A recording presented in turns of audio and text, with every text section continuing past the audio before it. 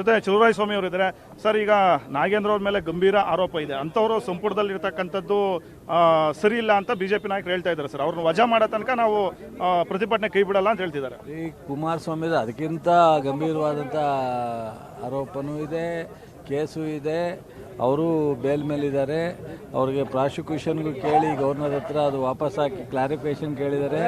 ಈ ಥರದವರು ಈ ದೇಶದಲ್ಲಿ ಭಾಳಷ್ಟು ಜನ ಇದ್ದಾರೆ.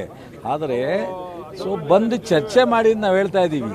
ಆಯಿತು, ಇವ್ರ ಚರ್ಚೆ ನಾವು ಉತ್ತರ ಕೊಡೋ ಟೈಮ್ನಲ್ಲಿ ನಮ್ಮ ಕೈಲಿ ಸೂಕ್ತವಾ ಇದೆಯಾ ಇಲ್ವಾ ನಾವು ತೀರ್ಮಾನ ತಗೊಳ್ಳೋಣ. ಅವತ್ತು ಸದನ ತೀರ್ಮಾನ ತಗೊಳುತ್ತೆ. ಇವರು ಚರ್ಚೆ ಮಾಡೋಕ್ಕೆ ರೆಡಿ ಇಲ್ಲ ಅಂದರೆ ಸದನನ ಸರ್ಕಾರದ ಜನರ ದುಡ್ಡನ್ನು ಏನಂತ ತಿಳ್ಕೊಂಡಿದ್ದಾರೆ ಇವರು? ಇಲ್ಲ, ಅವ್ರು ಬರ್ಕೊಟ್ಬಿಡ್ಲಿ, ನಾವು ಸದನ ನಡೆಯೋದು ಬೇಡ, ಇದನ್ನು ಸದನದಿಂದ ನಾವು ಭಾಗವಹಿಸೋಕ್ಕೆ ತಯಾರಿಲ್ಲ ಅಂತ. ಈ ಥರ ಬಂದು ಬೆಳಿಗ್ಗೆ ಎದ್ದು ಸುಮ್ಮನೆ ಪ್ರಸ್ತಾವ ವೇಳೆನೇ ತೀರಿಸ್ತಾರೆ. ಶಾಸಕರುಗಳು ಅವರ ಕ್ಷೇತ್ರದ ಕೆಲಸ ಎಲ್ಲ ಬಿಟ್ಟು ಕ್ಷೇತ್ರದ ಜ್ವಲಂತ ಸಮಸ್ಯೆಯನ್ನು ಚರ್ಚೆ ಮಾಡಲಿಕ್ಕೋಸ್ಕರ ಈ ರಾಜ್ಯದ 224 ಕ್ಷೇತ್ರದಿಂದ ಬರ್ತಕ್ಕಂಥ ಶಾಸಕರಿಗೆ ಇಷ್ಟೊಂದು ಸರ್ಕಾರದ ಸಾರ್ವಜನಿಕರ ದುಡ್ಡನ್ನು ಲೋಪ ಮಾಡ್ತಕ್ಕಂಥದ್ದು ಎಷ್ಟರ ಮಟ್ಟಿಗೆ ಒಂದು ರಾಷ್ಟ್ರೀಯ ಪಕ್ಷವಾದಂಥ BJP ಅವರಿಗೆ ಇದೇನು ಗೌರವ ಅಲ್ಲ ಅವ್ರಿಗೆ. ಸರ್, ನೇರವಾಗಿ ಸರ್ಕಾರದ ಖಜಾನೆಗೆ ಕೈ ಹಾಕಿ ದುಡ್ಡು ಹೊಡೆದಿದ್ದಾರೆ ಅಂತ ಅವ್ರು ಹೇಳ್ತಿದ್ದಾರೆ ಸರ್.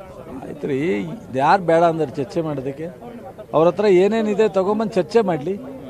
ಸ್ಟ್ರೈಕ್ ಮಾಡೋ ಬದಲು, ಪ್ರತಿಭಟನೆ ಮಾಡೋ ಬದಲು ಸದನದಲ್ಲಿ ಚರ್ಚೆ ಮಾಡಲಿ. ಅವಾಗ ವಿಚಾರನಾರು 4 ಜನಕ್ಕೆ ಗೊತ್ತಾಗುತ್ತಲ್ಲ. ನಮ್ಮ ತಪ್ಪಿದ್ರೆ ಆಯಿತು, ತೀರ್ಮಾನ ತಗೊಳ್ಳೋಣ, ಚರ್ಚೆ ಮಾಡೋಕ್ಕೆ ಬರಲಿ, ಚರ್ಚೆಗೆ ರೆಡಿ ಇದ್ದೀವಿ.